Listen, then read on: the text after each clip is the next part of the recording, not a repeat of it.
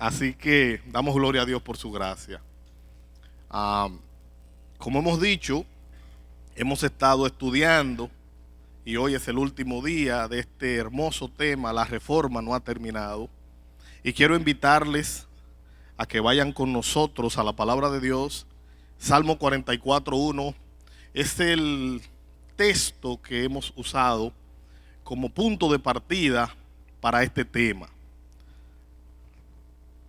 Y este texto es un recordatorio, porque recordar las hazañas, los prodigios, los milagros, las bendiciones que Dios nos ha dado, eso es un acto de adoración, poder recordar.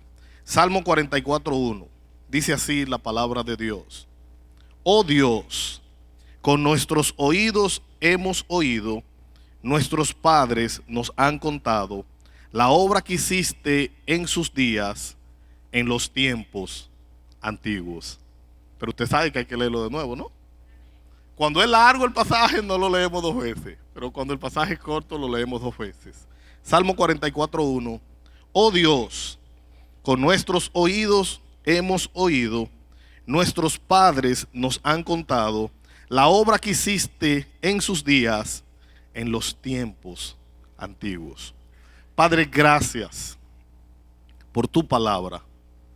Gracias, Señor, porque hay una reflexión profunda acerca de tus obras, de tus maravillas, de la obra que hiciste en el pasado.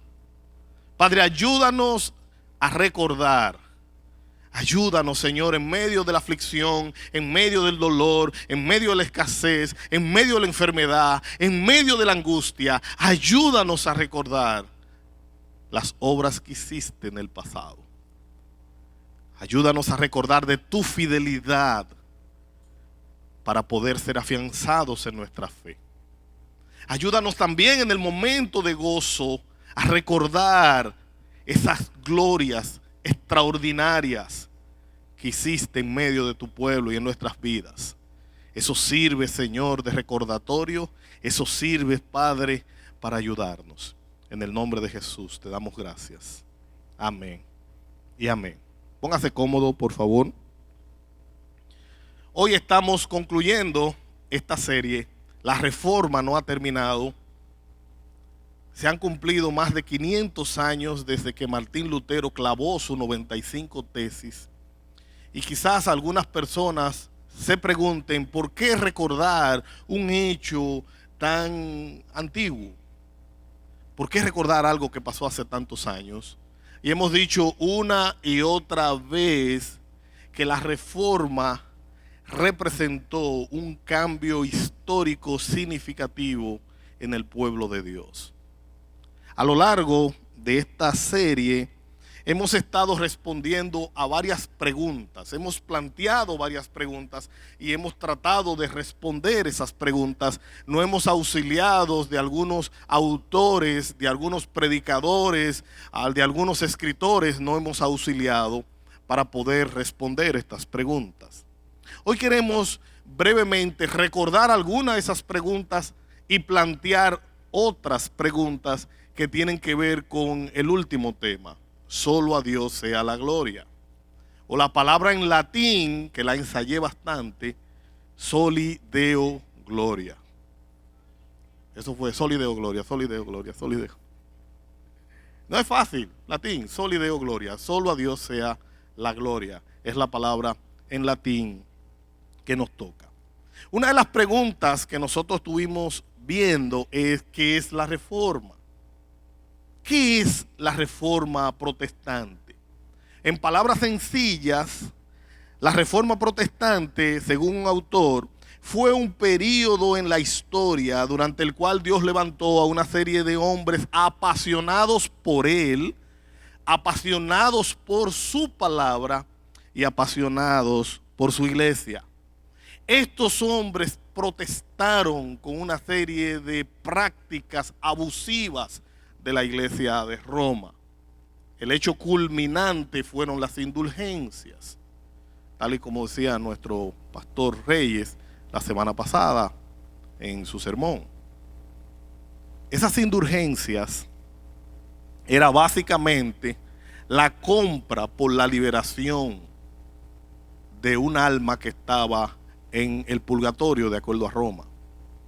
Cuando una persona moría, esa persona no alcanzaba la cantidad de buenas obras para ser salvo, iba al purgatorio para purgar sus pecados, para limpiar sus pecados. Era un puente entre la gloria y la tierra.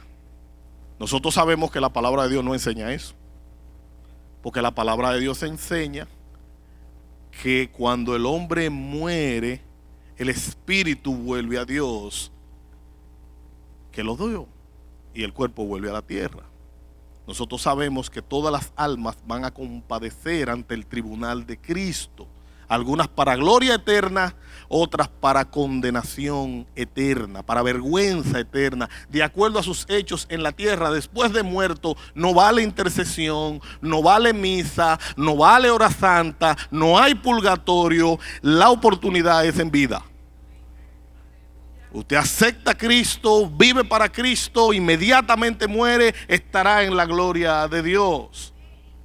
Y hay un ejemplo glorioso en la palabra de Dios. Vemos a Cristo allá en el Gólgota. Vemos a Cristo en el Calvario, crucificado, al lado de dos malhechores. Uno de ellos se burla y le dice: pero ¿y tú no se supone que destruías el templo y lo reconstruías en 3 días? Sálvate a ti mismo de nosotros. El otro le dice: pero ni aún tú, estando en la misma condenación, ¿tienes temor de Dios? Nosotros que estamos aquí estamos pagando realmente lo que merecemos, pero este hombre nada malo ha hecho. Y él le dice al Señor: acuérdate de mí cuando vengas en tu reino. Las palabras de Cristo fueron impresionantes, hermanos. De cierto te digo que hoy estarás conmigo en el paraíso. Ese pecador condenado a muerte por sus delitos recibió perdón instantáneo. Hoy estarás conmigo en el paraíso. No existe tal cosa como un lugar intermedio. Martín Lutero protestó en contra de esa práctica, porque la idea era conseguir dinero para ayudar a un alma que pase de un lugar a otro. Qué abominable, qué horrible usar la fe para sacarle dinero a la gente. Y hoy en día la reforma no ha terminado porque hay grupos evangélicos abusivos. Usted va a ver en enero todo el relajo de la primicia. Usted va a ver en enero un montón de iglesias queriendo sacarle el primer cheque del año a la gente, arrastrando prácticas judías del pueblo del pacto que existieron en un momento antes de Cristo, que no tienen por qué ser practicadas en el tiempo de hoy porque pertenecen a esas normas ceremoniales. Que nosotros en Cristo, Él cumplió todas esas leyes ceremoniales y recordamos su gloria. La reforma no ha terminado porque hay un grupo de personas enseñando doctrina de hombres como si fuera de Dios. La reforma no ha terminado porque la iglesia que es reformada debe estarse reformando siempre, constantemente. Mientras haya pecado, mientras haya falsedad, la reforma no ha terminado. Hace 500 años empezó algo que debe continuar. La iglesia debe revisar a la luz de la Biblia todas sus creencias y ver si está en sintonía con lo que Dios ha establecido. ¿Cuál fue el principal enfoque de los reformadores? Un autor, y este caso del pastor Miguel Núñez, él dice: lo que comenzó como una protesta contra los abusos de la iglesia de Roma terminó convirtiéndose en un movimiento de retorno a las escrituras. Un grito que hacían los reformadores es: a las fuentes. Volvamos a las fuentes. ¿Por qué? Porque la palabra de Dios había sido secuestrada por la iglesia. El pueblo no tenía la Biblia en sus manos. La Biblia se leía en latín. La gente no podía comprar una Biblia. y lo que la iglesia decía que era verdad, la gente lo tenía que creer de una manera ciega. Nosotros no creemos en una fe ciega, creemos en una fe escritural, basada en la palabra de Dios. Usted tiene todo el derecho de llamarme a mí o a cualquier predicador de esta iglesia y decirnos: hermano, lo que usted estaba predicando como que no me suena, explíquemelo mejor. Con su Biblia en la mano.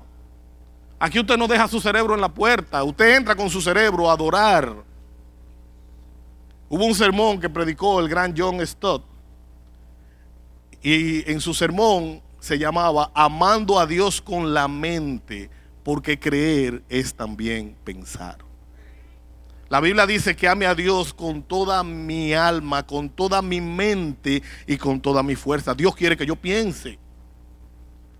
La fe ciega, nosotros no abogamos a una fe ciega, abogamos a una fe basada únicamente en la palabra de Dios, única y exclusivamente en la palabra de Dios.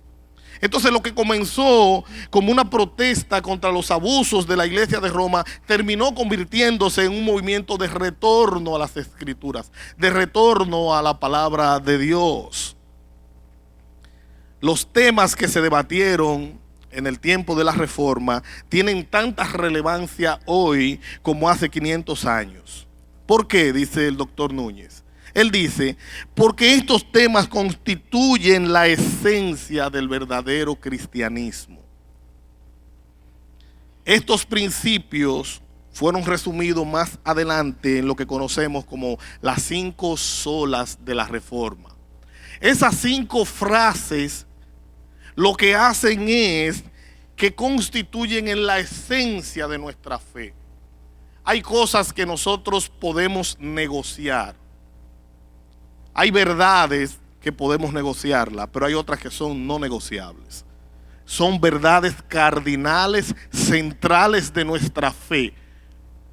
Y nosotros no vamos a negociar con esas verdades. Claro que no, hermano. ¿Y cuáles son esas 5 solas? Sola escritura, sola fe, sola gracia, solo Cristo y solo a Dios sea la gloria. Cada una de esas frases representan la esencia de nuestra fe. Dice el pastor Sugel Michelin: si comparamos estos principios con un gran templo de la verdad, pudiéramos decir que sola escritura es el fundamento que soporta la edificación. Nuestra fe está basada en la Biblia. Por eso, si alguien no cree que toda la Biblia es palabra de Dios, que ella es suficiente, que ella es inerrante, que ella es infalible, si esa persona no cree en la absoluta palabra de Dios, entonces esa persona no puede tener comunión con nosotros. No podemos tener comunión con alguien que no crea en la Biblia. No podemos. Porque nuestra fe, toda nuestra fe, está basada en la Biblia. Se hizo muy popular hace un tiempo que la Biblia contiene la palabra de Dios y que contiene otras cosas. Esa idea suena inteligente, pero es peligrosa. Yo no puedo creer en un libro que tenga algo de verdad y algo de mentira. No puedo creer en él. No puedo creer en un libro que tenga algo de Dios y algo de los hombres y cómo discernir qué es de Dios y qué no es de Dios. Yo no puedo creer en ese libro. Yo puedo creer en un libro que fue inspirado por Dios y que fue dado por Dios y dirigido por Dios y usó hombres para escribirlo. Claro que sí, pero fue inspirado por Dios. Toda la escritura fue inspirada por Dios. De nuevo, el pastor Sugel dice: si comparamos estos principios con un gran templo de verdad, pudiéramos decir que sola escritura es el fundamento que soporta la edificación y sobre el cual se levantan 3 columnas que sostienen el evangelio. Estas 3 columnas van a definir nuestra fe y van a sostener nuestra fe. Eso es sola gracia, sola fe y solo Cristo. Este edificio es coronado con la palabra en latín Soli Deo Gloria, una frase que significa que la gloria es únicamente dada a Dios.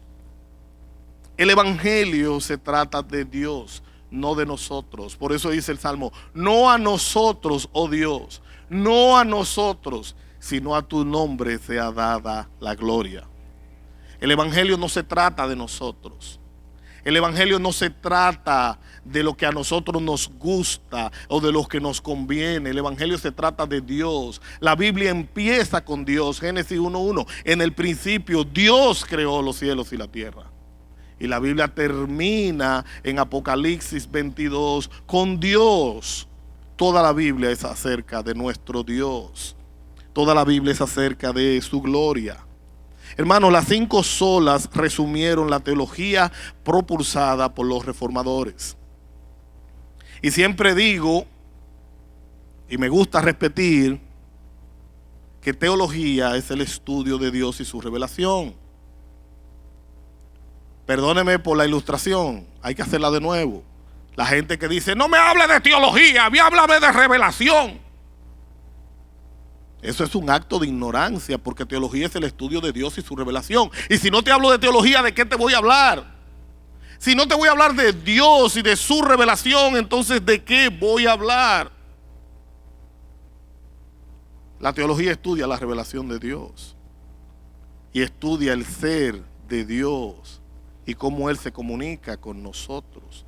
Estas 5 solas resumieron la teología propulsada por los reformadores. Sola escritura.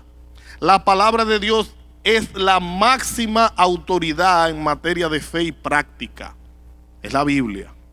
Nuestra máxima autoridad en nuestra máxima autoridad en materia de fe y práctica. Por tanto, hermanos, nada que contradiga la revelación de Dios puede regular la vida del creyente. Nada que contradiga la palabra de Dios puede regular la vida del creyente.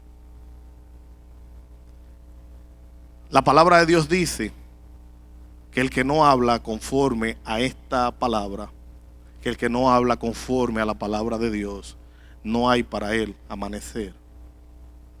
Salmo 119, verso 105. Lámpara es a mis pies tu palabra y lumbrera a mi camino. Si alguien no habla conforme a la Biblia, si alguien no anda conforme a la Biblia, está en completa oscuridad. Solo la Biblia es la luz de nuestras vidas. Solo la Biblia nos lleva a Dios. Solo la Biblia nos lleva al camino que es Cristo. Y la Biblia es quien revela a Jesús. Sin la palabra de Dios estamos en oscuridad. La segunda sola es sola fe. La salvación solo puede ser recibida al poner nuestra fe únicamente en Cristo, excluyendo la posibilidad de que nuestras obras puedan contribuir. Es solo a través de Cristo. Hay algunos grupos religiosos que tienen a Cristo menos y hay otros que tienen a Cristo más.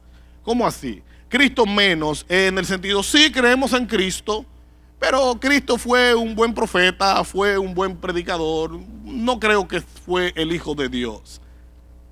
Y hay otras que tienen a Cristo más tradiciones, más obras, más otras cosas. Pues fíjense que ni Cristo menos ni Cristo más, solo Cristo. Solo Cristo.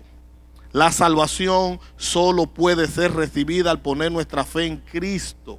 Eso va a excluir la posibilidad de que nuestras obras puedan contribuir. Hermanos, nuestras obras no contribuyen a nuestra salvación.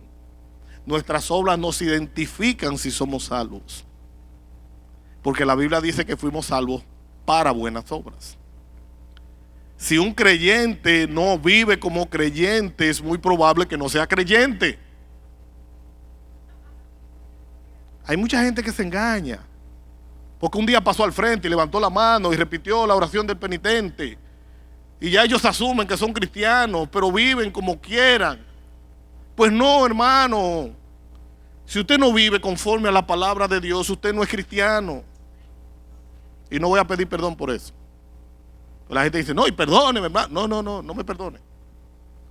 Si usted no vive como un creyente, si usted no vive para Dios, si usted no trata con toda la fuerza de su ser de serle fiel a Dios, no hablo de perfección, hablo de deseo genuino de ser fiel a Dios, de luchar en contra de mi pecado, de pelear en contra de mi naturaleza pecaminosa, de tratar por toda la fuerza de mi ser de honrar, glorificar y exaltar a mi Dios. Si no vivo de esa manera, es muy probable que yo no sea cristiano, aunque haya repetido la oración que haya repetido.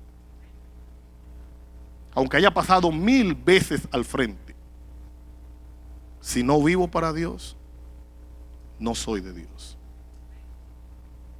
Si vivo para mí mismo, para mi propio placer y para mi propia gloria, para mi propio deleite, si yo soy el centro de mi universo, entonces no soy cristiano.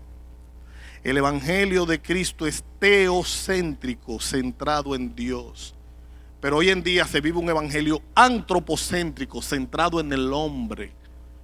El evangelio no es centrado en el hombre. El evangelio beneficia al hombre, el evangelio ayuda al hombre, pero el evangelio está centrado en Dios y en su gloria.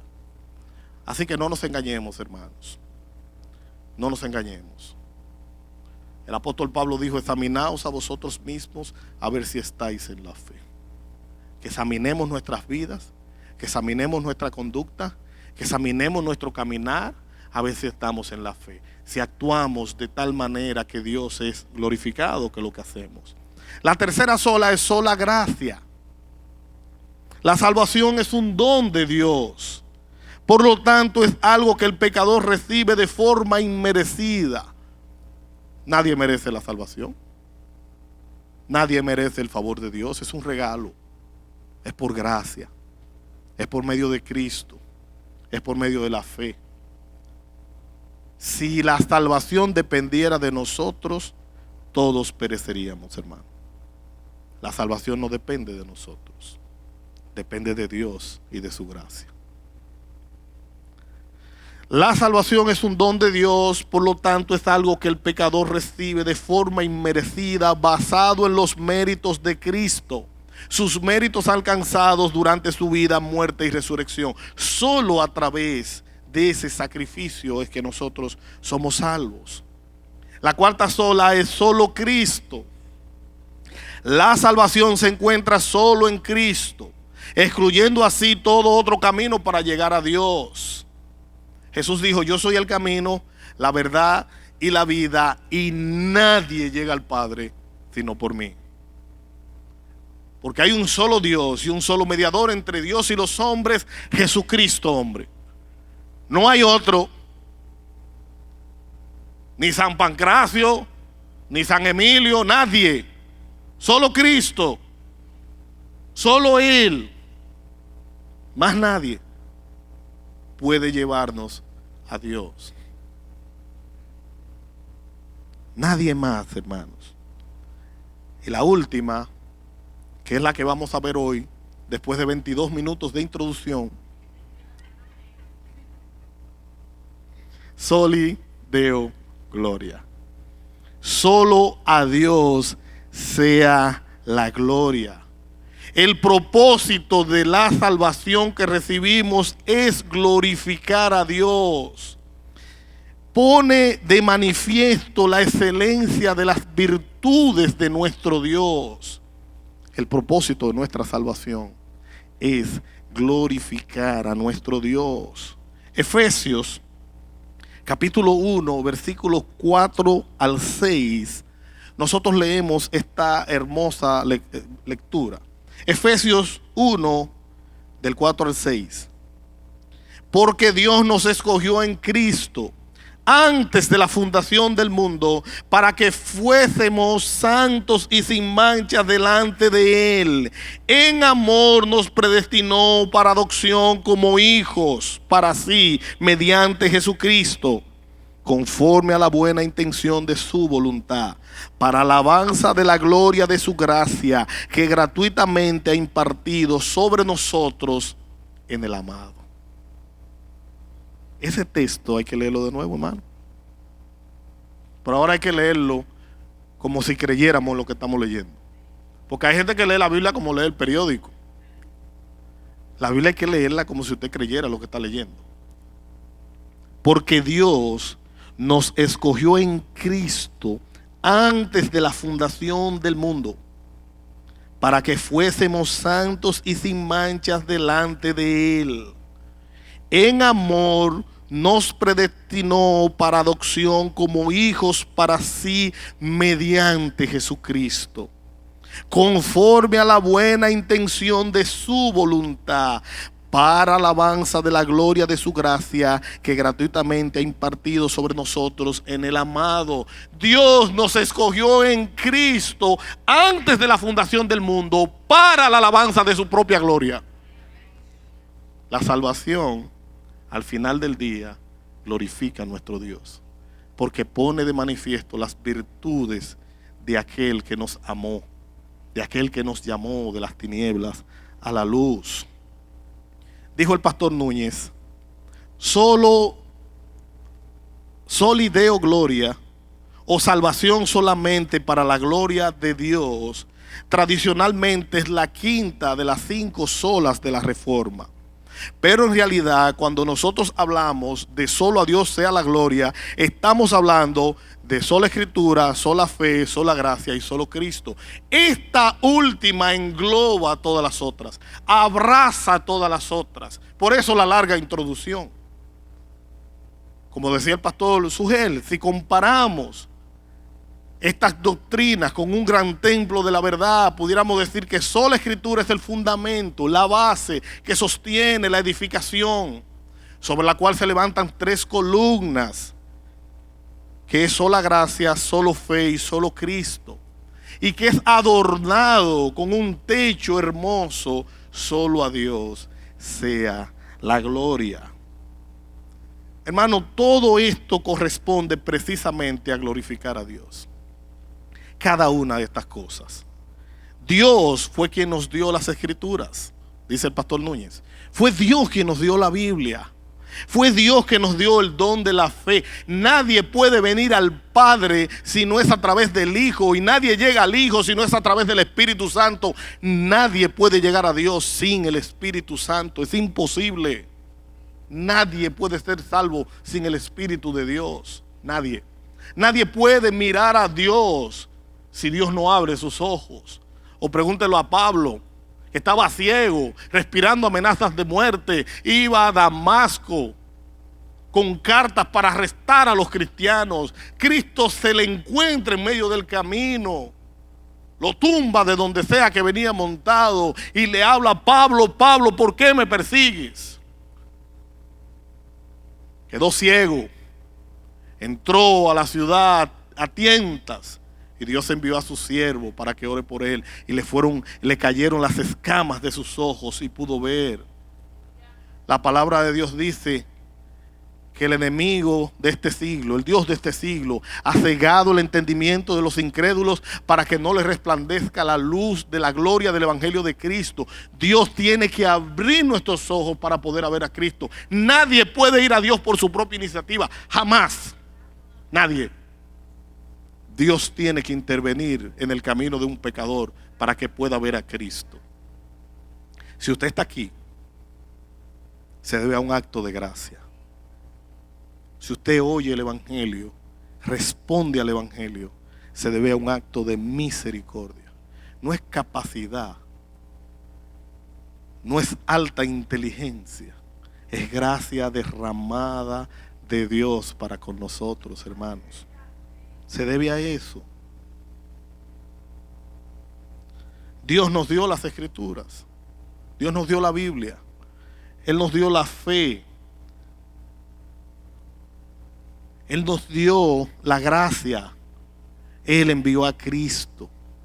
De esta manera, hermanos, cada vez que hablamos de esta última sola, solo a Dios sea la gloria, estamos hablando de manera inequívoca de cada una de las 5 solas, porque la envuelve, porque la arropa. Ahora, ¿por qué la gloria debe ser dada únicamente a Dios? ¿Por qué razón? El apóstol Pablo, inspirado por el Espíritu Santo, dijo: oh profundidad de las riquezas, de la sabiduría, de la ciencia de nuestro Dios. cuán inescrutables son sus juicios. Él dijo, porque de Él, por Él y para Él sea toda la gloria, por los siglos de los siglos. Amén. Y Máximo se inspira en ese texto para darnos esta hermosa canción. A ti sea la gloria, por siempre. Amén y amén. Porque a Dios sea la gloria, hermanos. Porque Él es nuestro Dios. ¿Por qué la gloria debe ser dada solamente a Dios? Contesta el pastor Núñez. Porque es lógico, es racional, que si Dios es quien dio el plan de redención, si Dios es quien da la gracia para ser salvos, si Dios es quien abre nuestros ojos, si Dios es quien regenera nuestro espíritu, entonces a la hora de darle mérito a alguien, se lo vamos a dar a Dios. Por eso a Él sea la gloria. Porque Él es quien abrió nuestros ojos. Él es quien reveló a Cristo. Él fue quien envió a Cristo. Él fue que puso fe en nuestros corazones. Él fue que nos convenció de pecado. Y Él fue que nos arrastró a Cristo. Todo fue Él. Y todo fue para su propia gloria y su propio deleite. Hermano, de esta manera podemos afirmar al mismo tiempo que también es congruente con el resto de la palabra de Dios, que a Dios hay que darle la gloria. La palabra revela que todo lo que Dios ha hecho, lo ha hecho para su propia gloria. Todo lo que Dios ha hecho, lo ha hecho para su propia gloria. Dios creó el universo y lo creó para revelar su gloria, como dice el pastor John Piper. Cuando Dios creó el universo, Dios hizo un despliegue de su gloria. Dios muestra la excelencia de su carácter en la creación. Salmo 19:1, los cielos cuentan la gloria de Dios y el firmamento anuncia las obras de sus manos. Pero Dios no hace las cosas para su propia gloria, porque Él está ensimismado en sí mismo, porque Él se adora a sí mismo y porque Él se deleita en sí mismo. Sí, eso es verdad. Pero Él no lo hizo únicamente por eso. Él lo hizo porque siempre que Dios sea glorificado, su pueblo será beneficiado. Porque Dios no necesita nada, hermanos. Él es dueño de todo. Él no necesita nada. Pero por alguna razón que yo no sé, y yo sé que cuando llegue a la presencia de Dios lo voy a saber porque mi mente será transformada, Él decidió crear por el puro efecto de su voluntad, por el puro deseo de manifestar su gloria. Y damos gloria a Él por crearnos. Y damos gloria a Dios por traernos a este mundo. Y damos gloria a Dios porque cuando fuimos rebeldes, Él nos trajo con lazos de amor y misericordia. Tenemos que darle gloria por eso. Dios creó el universo y lo creó para su propia gloria, porque el universo es inmenso y es majestuoso. El universo requiere poder para ser creado y requiere poder para ser mantenido. La palabra de Dios dice que Cristo sustenta todas las cosas con la palabra de su poder. El mundo se sostiene porque Dios lo sostiene. El sol sale porque Dios hace que salga. Nuestros pulmones reciben aire porque Dios hace que reciban aire. Por eso el salmista dijo: yo me acosté, dormí y desperté porque tú me sustentabas. El hecho de amanecer, de ver un día más, es un motivo para agradecer. Porque la gente da por sentado que va a amanecer, como dice Santiago. La gente dice que la gente dice, ve. La Biblia dice que la gente dice: mañana iremos a tal lugar, haremos negocio por un año, tendremos ganancias, como si ellos fueran dueños del tiempo, en vez de decir si Dios quiere. O como dicen algunos hermanos, primero Dios. Me encanta esa frase. Como si yo fuera dueño del tiempo. Como si yo controlara lo que va a pasar mañana. Pues fíjense que no, hermanos. Nosotros no controlamos nada. Dios lo controla todo. Hermanos, Dios nos dio su palabra. Y esa palabra es inerrante. Quiere decir que la palabra de Dios no contiene error. Es infalible. La palabra de Dios no falla. La palabra de Dios da en el blanco siempre. Y la palabra de Dios es suficiente. No necesitamos más nada que su palabra en materia de fe y en materia de conducta. Y la palabra es autoritativa. La palabra de Dios no sugiere. Yo sugiero. No, la palabra de Dios no sugiere. La palabra de Dios ordena. Dios no sugiere. Dios es el rey del universo, dueño absoluto de todo. Y como monarca, como soberano, no sugiere nada. Dios ordena. Me gustó el power que le pusieron a la voz ahí. Esos muchachos del sonido son especiales. Entonces, Dios nos dio su palabra. Nos dio una palabra que es inerrante, que es infalible, que es autoritativa. ¿Y por qué? Porque Dios es así. Porque Dios es inerrante. Porque Dios es suficiente. Porque Dios no se equivoca, jamás se equivoca. Dios no comete errores, hermanos.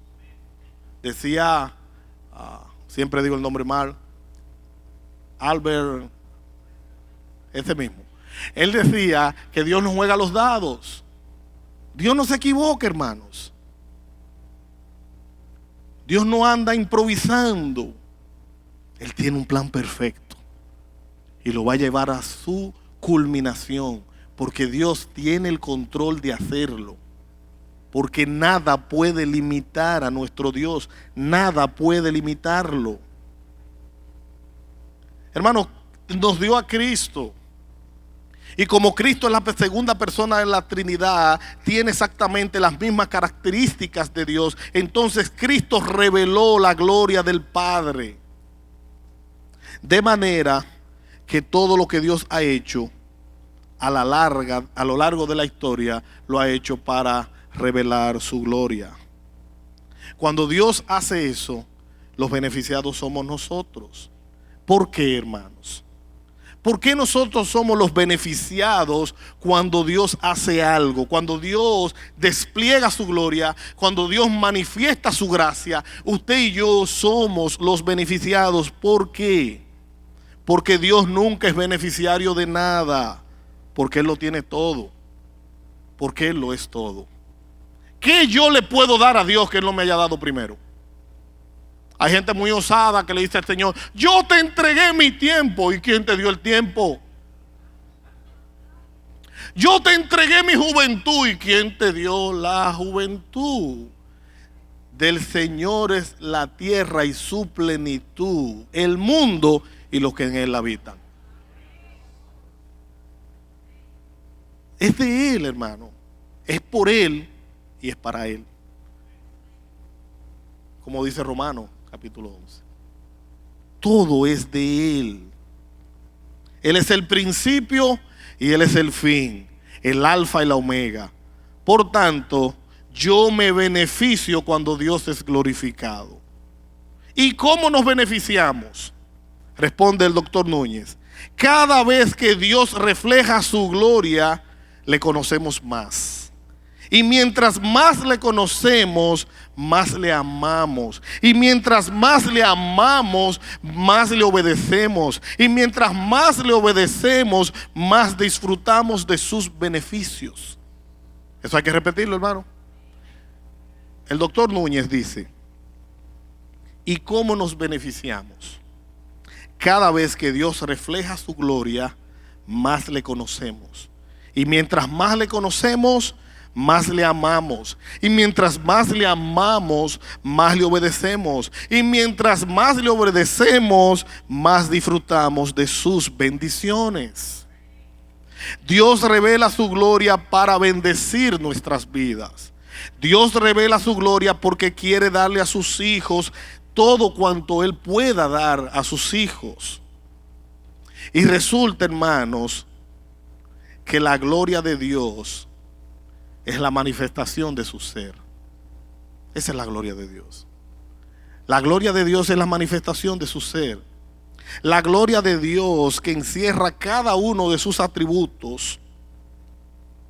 Cuando esos atributos son proyectados hacia afuera, esa es la gloria de Dios proyectada. La gloria de Dios es la manifestación de quien Dios es. Cuando nosotros vemos la gloria de Dios, vemos algo de su grandeza. Vemos una manifestación de su propia esencia. Eso es la gloria de Dios. La gloria de Dios es la manifestación de quién es Dios. Es la manifestación de sus perfecciones, es la manifestación de su gracia, es la manifestación de su misericordia, es la manifestación de su ira, es la manifestación de su justicia. La manifestación de cada atributo de Dios es un reflejo de quién es Él. Por tanto, la gloria de Dios es lo que se refleja de Dios mismo. Esa es la gloria de Dios, una manifestación de quién es Él. Esa es la gloria de Dios. Ahora, ¿cómo podemos vivir para la gloria de Dios? Si la gloria de Dios es la manifestación de lo que Él es, cuando Dios manifiesta hacia afuera alguno de sus atributos, entonces nosotros vemos algo de Dios y eso es una manifestación de su gloria. Ahora, ¿de qué manera podemos vivir para la gloria de Dios? En el libro Una iglesia conforme al corazón de Dios, el mismo autor declara lo siguiente: cuando Dios se propuso formar a su iglesia, lo hizo con la idea de glorificar su nombre. Cuando Dios se propuso crearlo a usted y crearme a mí, Dios lo hizo con la idea de Él glorificar su nombre. En hebreo, la palabra gloria es kabod, que se deriva de una raíz que significa algo pesado, algo que no es ligero, algo que no es sencillo. Y decía el autor que la gloria de Dios, cuya palabra en hebreo es kabod, da a entender algo pesado, algo que trae el peso del carácter de nuestro Dios. Por eso la ligereza en la vida cristiana, la ligereza en la adoración, la ligereza en la enseñanza no glorifica a Dios, porque Dios tiene una gloria pesada. No anda por la superficie, se va a lo profundo. De nuevo, la palabra gloria es kabod, quiere decir algo pesado, algo que no es ligero, algo que no es sencillo. Y en el griego la palabra es doxa, que originalmente significa opinión. Entonces aquí él hace un puente entre la palabra kabod y la palabra doxa, entre algo pesado y opinión. Entonces él dice, de modo que al hablar o al hacer algo, debemos hacerlo de una manera que ensanche la opinión que otros tienen de Dios. ¿Cómo yo vivo para la gloria de Dios? Cuando lo que yo hago o como yo vivo ensancha la opinión que otro tiene de Dios. Si al verme actuar o caminar alguien tiene una opinión más elevada de Dios, entonces yo vivo para la gloria de Dios. Pero si al yo hablar, actuar, caminar, yo no hago que la gente tenga una imagen más elevada de mi Dios, entonces yo no vivo para la gloria de Dios, vivo para mi propia gloria. Vivir para la gloria de Dios es vivir de tal manera que la gente tenga una mejor opinión de Dios al verme vivir. Que la gente pueda decir, wow, pero Dios hizo una obra muy grande en ese hombre. Wow, pero Dios hizo una obra muy grande en esa persona. Y permíteme ilustrártelo con un texto. La palabra de Dios dice en Mateo 5, me parece que del 13 en adelante: vosotros sois la sal de la tierra. Y si la sal se ha vuelto insípida, ¿con qué se hará salada otra vez? No sirve para nada sino para ser hollada y pisoteada por los hombres. Vosotros sois la luz del mundo. Una ciudad situada sobre un monte no se puede esconder, ni se enciende una luz y se pone debajo de una vasija, sino sobre el candelero, y alumbra a todos los que están en casa. Escuche el texto: así brille vuestra luz delante de los hombres, para que glorifiquen a Dios por vuestras obras. Vivir para la gloria de Dios es vivir de tal manera que la opinión que la gente tenga de Dios sea ensanchada al verme a mí. Pero si la gente dice, por eso que yo no soy cristiano, por cristiano como Lisael, por eso que yo no soy cristiano, porque mira cómo esa gente vive. Hermano, si usted no actúa como cristiano, no diga que usted es cristiano, diga que usted visita la iglesia. Sí, yo visito la iglesia.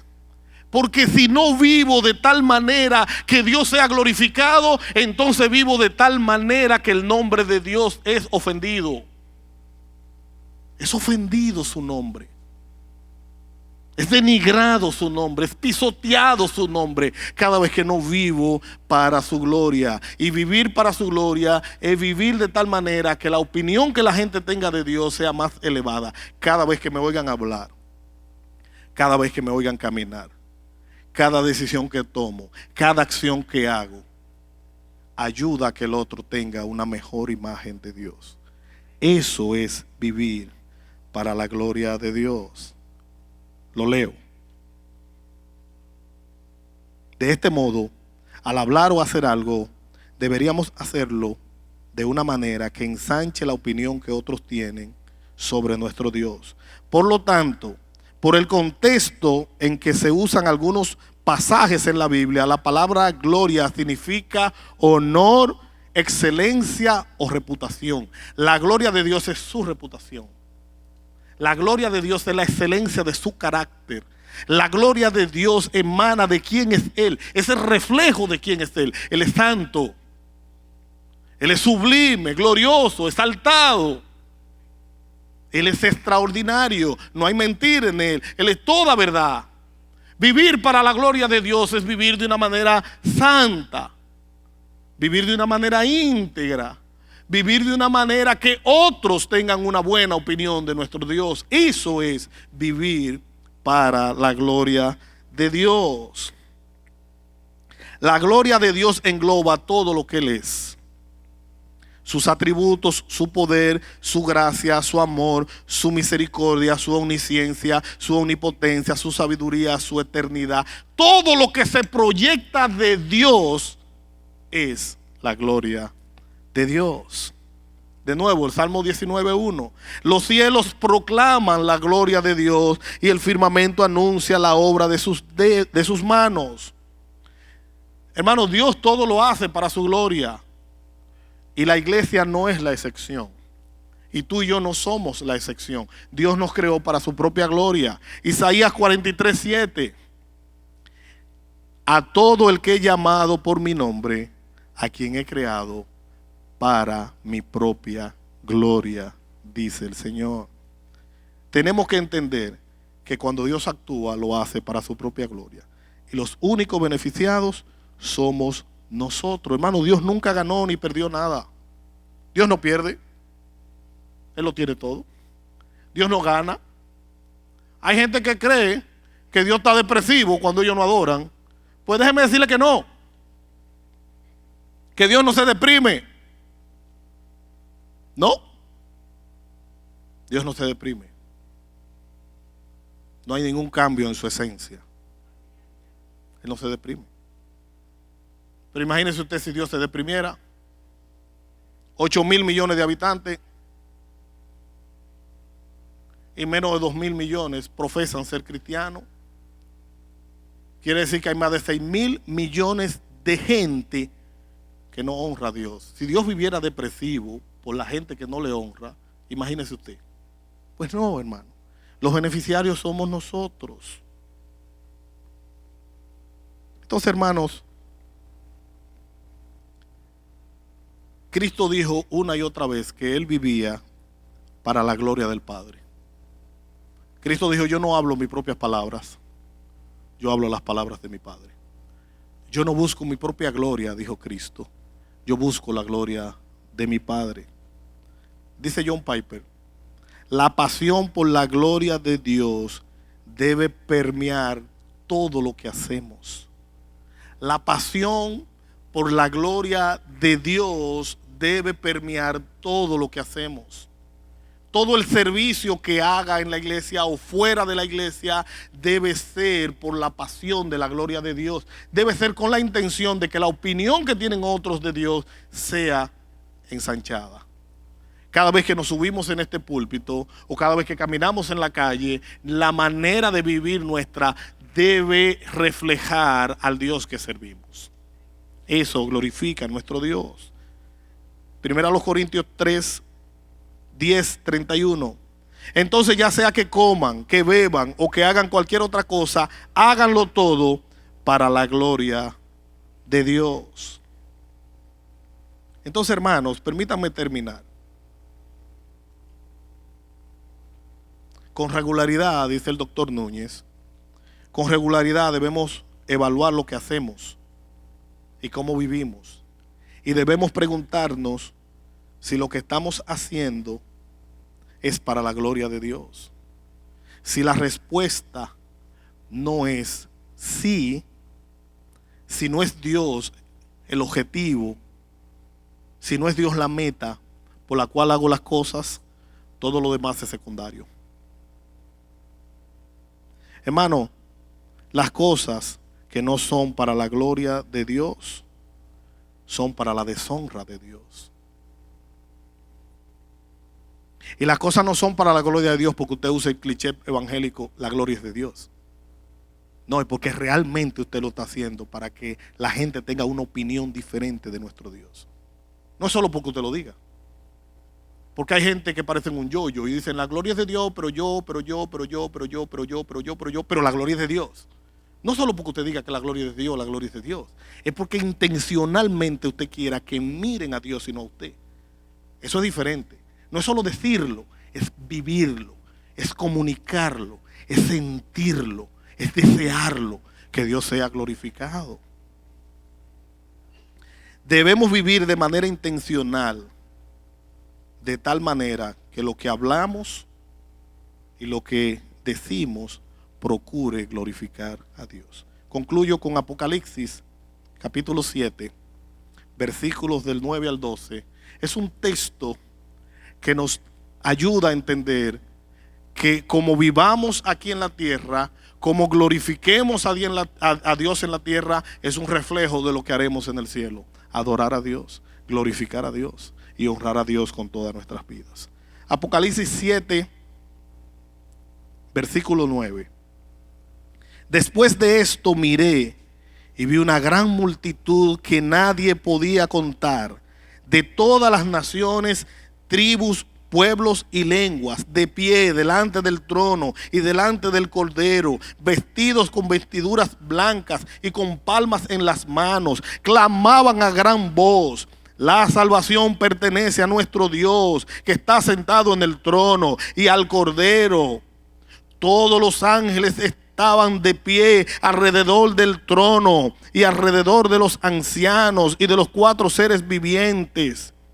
Estos cayeron sobre sus rostros delante del trono y adoraron a Dios diciendo: amén. La bendición, la gloria, la sabiduría, la acción de gracia, el honor, el poder y la fortaleza sean a nuestro Dios por los siglos de los siglos.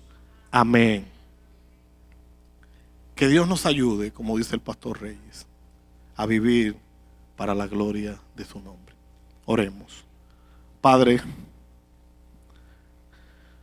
la reforma no ha terminado.